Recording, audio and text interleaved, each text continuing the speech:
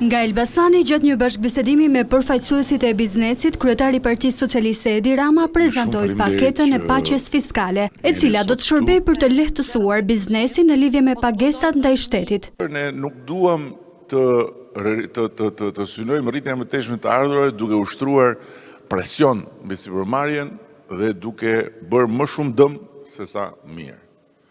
Për këtë arsye, kemi menduar një plan që bazohet në një princip i njohur që nga koha e Romës lashtë, i përdor vazhdimisht her pas here në forma të ndryshme,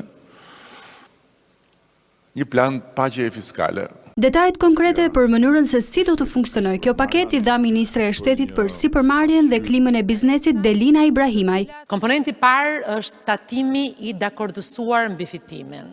Komponenti dytë është rishikimi i pasqyrave financiare dhe komponenti tretë është falja e detyrimeve apo kamatvonesave. Do t'i propozohet biznesit një masë tatimi mbi fitimin, e cila do të tatohet në masën 15%.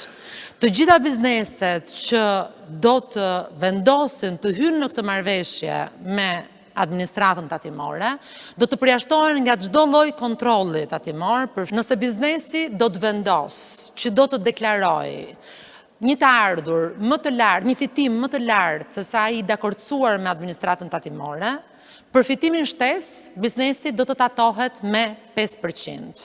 Të fshim të gjitha borxhet, detyrimet, interesat, kamatvonesat të bizneseve të cilat janë më të vjetra se 10 vjet. Edi Rama tha se nuk do të ketë më inspektor nëpër biznese, por kjo do të bëhet me inteligjencë artificiale.